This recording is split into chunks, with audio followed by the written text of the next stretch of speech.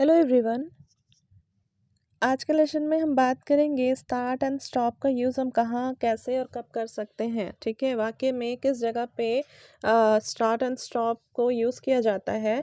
इसके just previous lesson में मैंने स्टार्ट के बारे में आपको पढ़ाया है कि हम स्टार्ट का यूज़ कब करते हैं। आज हम स्टॉप के बारे में पढ़ेंगे, तो प्रीवियस लेसन को भी आप रिवाइज कर लीजिएगा, क्योंकि हाँ, ये दोनों चीज़ें ना इंटरलिंक्ड नहीं कहूँगी, बट बहुत सेम है, मिलती जुलती चीज़ें हैं। स्टार्ट स्टॉप को वाक्य में हम कैसे यूज़ करते हैं। ठीक है, and this course is presented by me Naina Dubey. So let's start, and this is your lesson number 14 and we are going to create fun in English. तो डरना बिल्कुल भी नहीं है कि नहीं हमसे नहीं हो पाएगा, ऐसा कुछ नहीं है। मैंने जैसा आपको पहले भी कहा है कि मैं कोई भी, देखो, ग्रामर में चेंज नहीं कर सकती, वोकैबलरी जो है वो सब मैं चेंज नहीं कर सकती। पढ़ेंगे हम वही, लेकिन हम बुकिश लैंग्वेज में नहीं जाएंगे, हम इसे बहुत ही ईजी वे में पढ़ेंगे। मैं कुछ इस तरह के सेंटेंस को, मतलब मान लो मैं पहले इस तरह के सिचुएशंस को पढ़ाऊंगी जो हमारे डेली रूटीन में ना अक्सर यूज़ होते हैं। तो जब उस पर हमारी कमांड आ जाएगी तो ऑटोमेटिक आपका कॉन्फिडेंस ग्रो करेगा, और आप भी फिर आगे चीज़ें ना सीखना चाहेंगे। जब चीज़ें हमें समझ में आने लगती है ना, तो हम खुद भी चीज़ों को सीखना चाहते हैं। ठीक है, खैर वो तो आप अपने कमेंट में बताइएगा अपने फीडबैक। तो यही है, डरना बिल्कुल नहीं है। अगर आप इंग्लिश मीडियम बैकग्राउंड से नहीं हैं, अगर आप इंग्लिश मीडियम बैकग्राउंड से हो के भी आपकी इंग्लिश कमज़ोर है, अगर आपने कभी इंग्लिश बोला ही नहीं है, और आप बच्चे हैं या आप बूढ़े हैं, बस एक ही चीज़ है कि आप सीखना चाहते हैं ना, तो आप सीख जाएंगे। बस आपको एक बार कोशिश करनी है, कोई भी चीज़ आपको नहीं रोक सकती। कौन कहता है कि आसमां में सुराख नहीं हो सकता?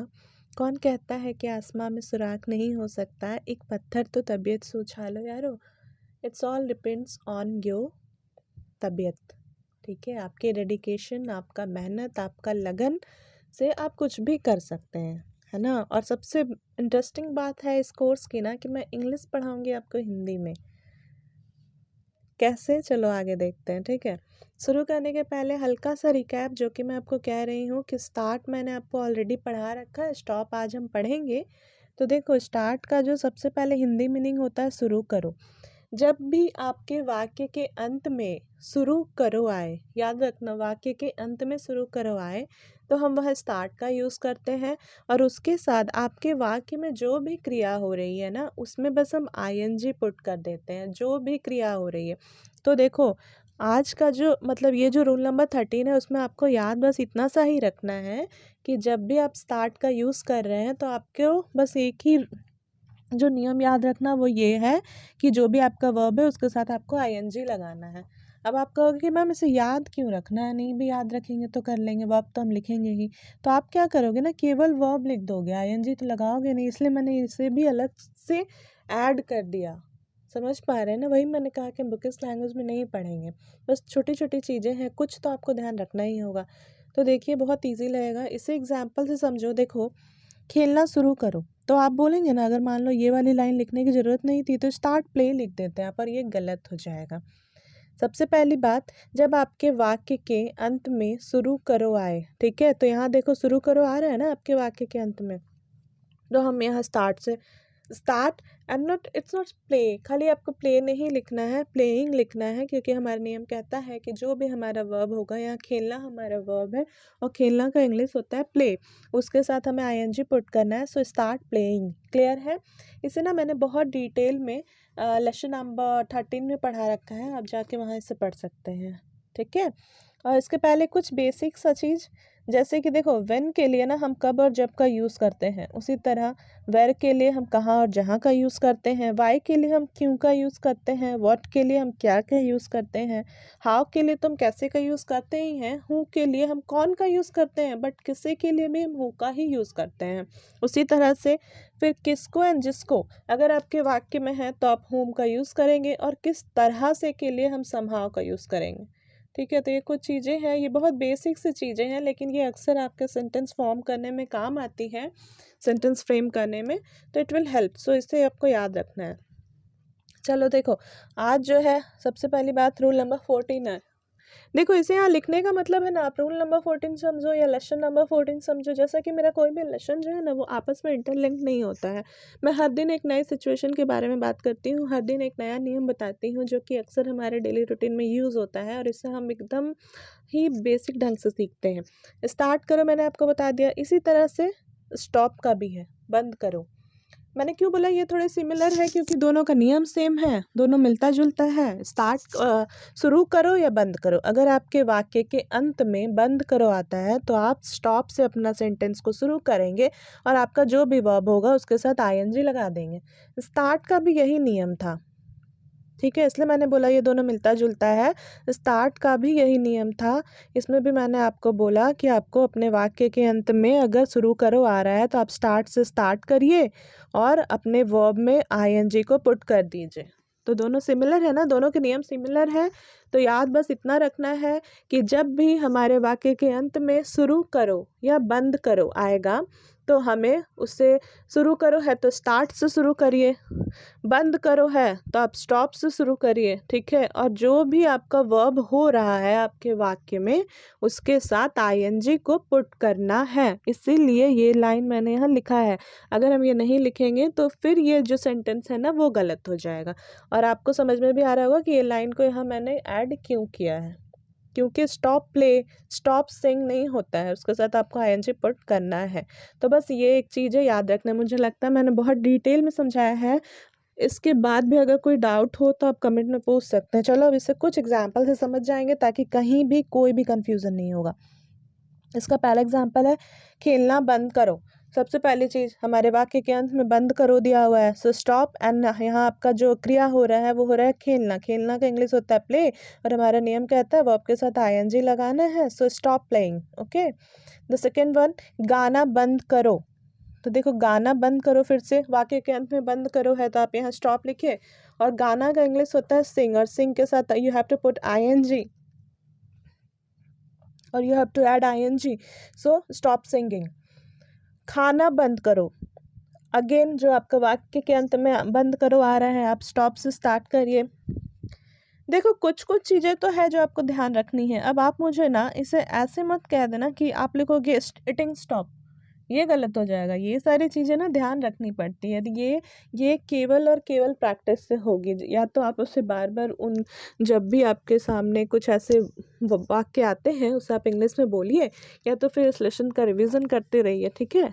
लेकिन मैं कहूँगी कि आप अगर इससे कुछ सीखते हैं ना तो उसे आप अपने डेली रूटीन में शामिल भी करिए, उससे इंग्लिश बोलने सीखिए, ठीक है। मैं आपको इसका सबसे अच्छा प्रैक्टिस का एग्जांपल बताऊं।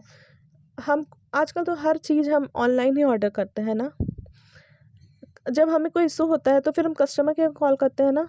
तो मान लो ऐसे हमें एजिटेशन होगा, अगर हमें इंग्लिश नहीं आती है तो हम बात नहीं कर सकते, बट मान लो कि कस्टमर केयर से आप बात करते हैं तो सामने वाले इंसान को तो देख नहीं रहे ना, तो वहाँ आपका हेजिटेशन नहीं आएगा। आप बोलना तो सीखिए, बात तो करिए, आप इंग्लिश में बात करिए, ठीक है।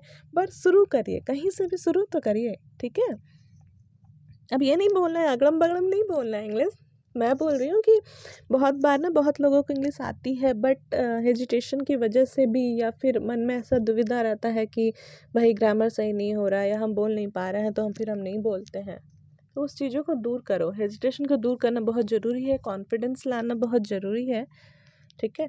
तो देखो तीसरा, खाना बंद करो, स्टॉप ईटिंग। इसी तरह से ये मूवी देखना बंद करो, बहुत कॉमन है, बहुत बार घर में बोला जाता है ना, ये मूवी देखना बंद करो या टीवी देखना बंद करो। तो आप बोलिएगा कि सबसे पहले वाक्य के अंत में बंद करो है तो हमने स्टॉप लगा दिया। फिर हमारा नियम ये कहता है कि जो भी वाक्य में वर्ब है, अब यहाँ थोड़ा सा ध्यान दो, यहाँ हमारा वर्ब क्या है, वर्ब मतलब होता है क्रिया, और क्रिया मतलब जो कार्य को हम कर रहे हैं।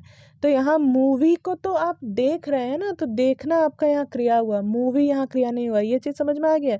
यहाँ सबसे पहले ये समझ में आया कि क्रिया कौन सा है, मूवी नहीं है, देख रहे हैं तो वो क्रिया हुई, ठीक है।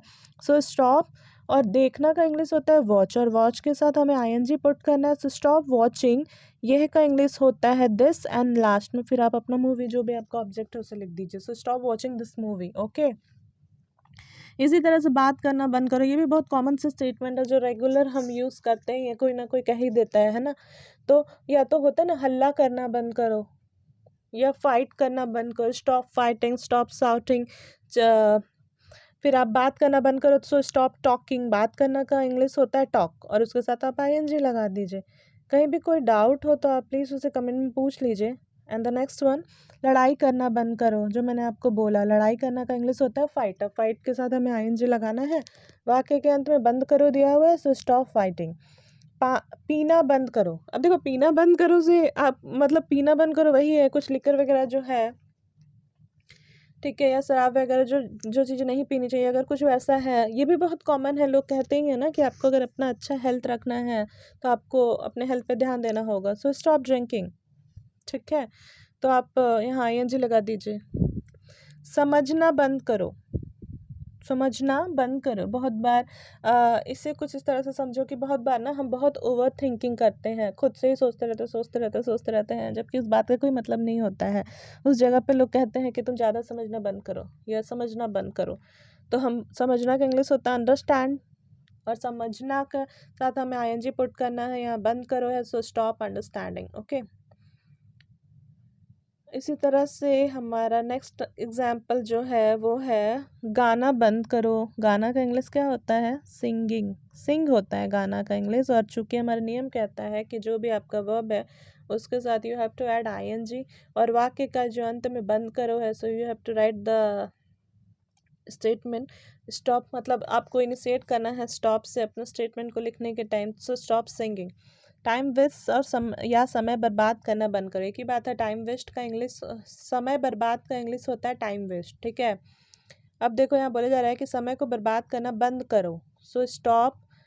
देखो बर्बाद का इंग्लिश होता है ना वेस्ट, बर्बाद करना का, और हमें आपको आईएनजी पुट करना है, सो इट्स वेस्टिंग, और वेस्टिंग में ना फिर ये ई हट जाता है और आईएनजी लग जाता है, ठीक है। आई होप कि आप ये तो बेसिक है, इसे भी मैं आगे के लेसन्स में कवर कर दूंगी। सो इसलिए यहाँ stop wasting the time, time waste the time. Okay, इस तरह से हमने आज स्टार्ट एंड स्टॉप दोनों के बारे में पढ़ लिया है। दोनों में बस एक ही चीज़ें याद रखनी है, दैट जब भी आपके वाक्य के अंत में या तो शुरू करो या तो बंद करो, ऐसा कुछ आएगा, तो आपको क्या करना है, आपको बस स्टार्ट या स्टॉप से स्टार्ट करना है, और आपका जो भी वर्ब हो रहा होगा उसमें आपको आईएनजी पुट कर देना है। क्या पुट कर देना है? आईएनजी। बस इतनी सी बात है, इसे याद रखिएगा तो चीज़ें बहुत ही ईजी हो जाएंगी, ठीक है।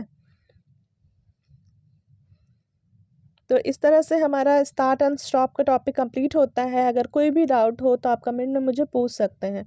Thank you so much.